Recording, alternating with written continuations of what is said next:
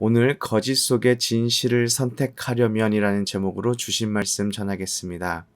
오늘 본문의 1절을 보면 하나냐라는 선지자가 등장합니다.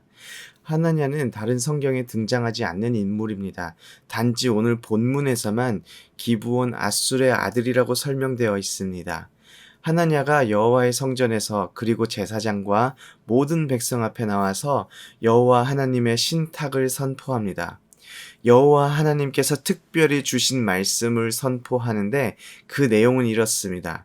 만군의 여호와 이스라엘의 하나님이 바벨론 왕의 멍에를 꺾었느니라로 시작합니다. 이미 만군의 여호와 이스라엘의 하나님이 유다 백성들을 힘들게 하던 바벨론 왕의 멍에를 이미 꺾었다. 이미 하나님이 승리하셨다라고 선포합니다. 그리고 나서 3절에 계속해서 예언을 이어갑니다. 바벨론 왕 느부갓네살이 바벨론으로 옮겨간 여호와의 성전 모든 기구를 다시 되돌려오게 합니다. 그리고 유다 왕 여호야김의 아들과 바벨론으로 간 유다 모든 포로를 다시 돌아오게 할 것입니다. 이 모든 것을 2년 안에 다시 이룰 것입니다. 이런 하나냐에게 예레미야가 도전합니다. 6절을 보면 예레미야가 하나냐가 말한 대로 여호와 하나님께서 모든 바벨론에서 되돌려오기를 원하노라 라고 말을 합니다. 사실 하나냐 말대로 이루어지는 것이 너무 좋지요. 예레미야도 하나냐가 주장한 것들이 정말로 이루어진다면 좋겠다라는 생각을 했던 것 같습니다.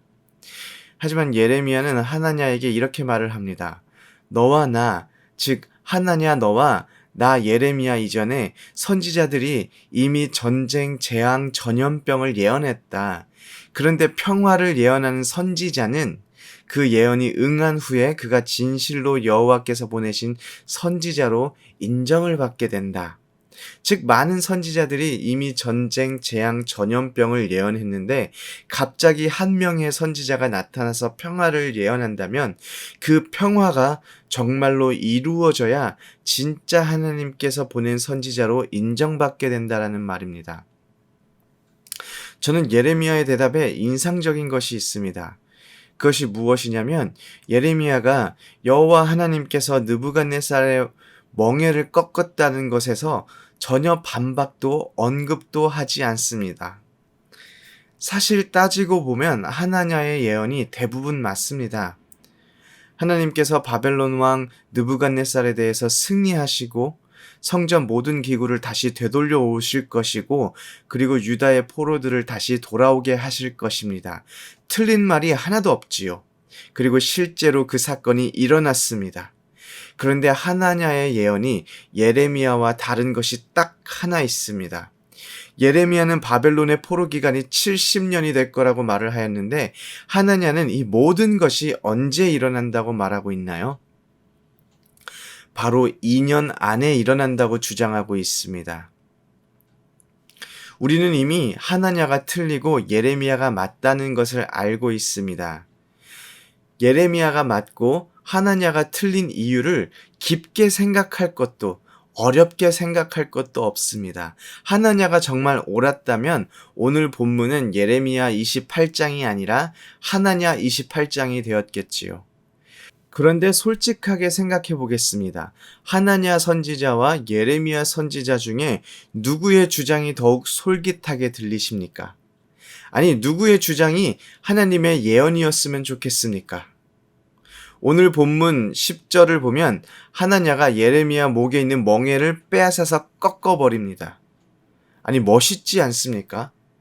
멍에를 메고 바보같이 서 있는 예레미야와 예레미야의 목에 있는 멍에를 빼앗아서 하나님의 말씀을 선포하며 멍에를 꺾어버리는 이 멋있는 퍼포먼스를 보여주는 터프한 선지자 하나냐.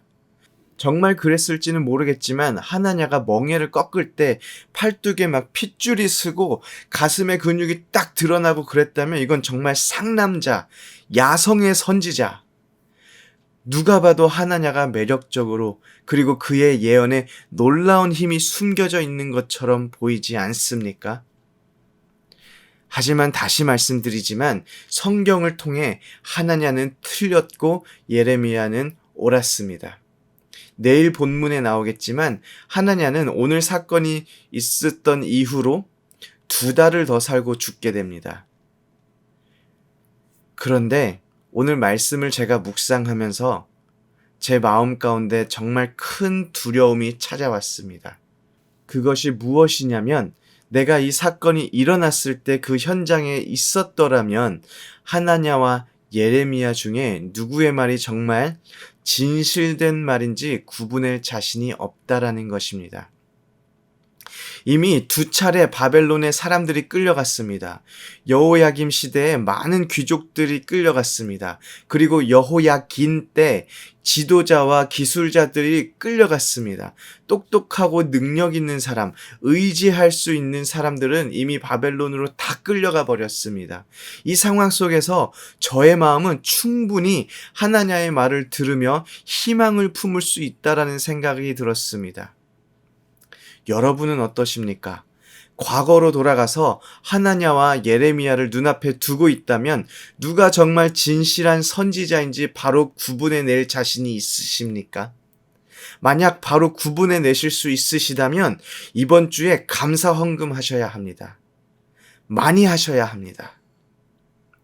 세상 속에 쏟아져 나오는 수많은 말씀 중에 무엇이 정말로 하나님께서 기뻐하시는 하나님의 마음을 대변하는 말씀인지, 무엇이 하나님의 말씀보다는 인간의 생각에 섞여 있는 말씀인지 구분해 내실 수 있으십니까?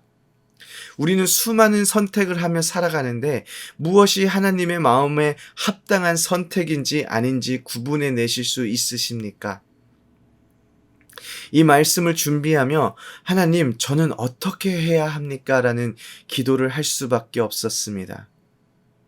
설교를 준비해야 하는데 이 질문에 제가 바로 답을 해낼 수가 없어서 마음이 참담해서 준비가 되지 않는 것입니다.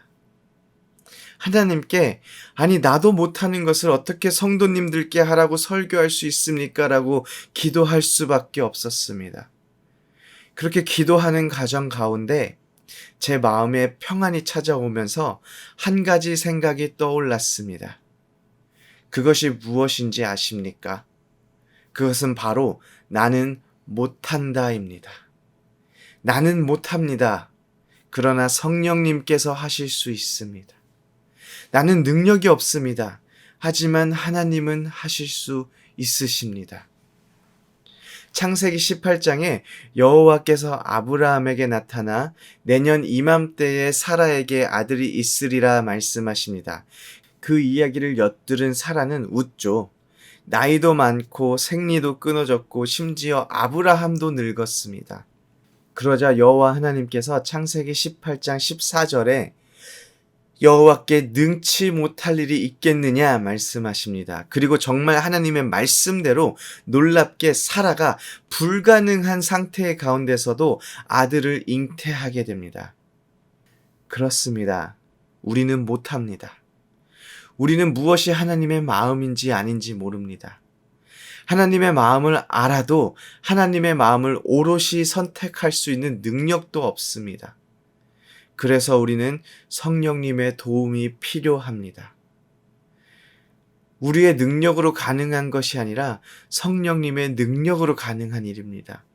혹시 우리 성도님들 가운데 믿음이 더 자라나기를 원하는데 하나님을 더 알기를 원하는데 매일 제자리로 돌아온다고 생각되시는 분이 계십니까? 그리스도인으로 정직하고 정의롭게 살아내고 싶은데 자꾸 무너지는 자신을 발견하십니까? 우리는 그런 삶을 살아낼 수가 없습니다.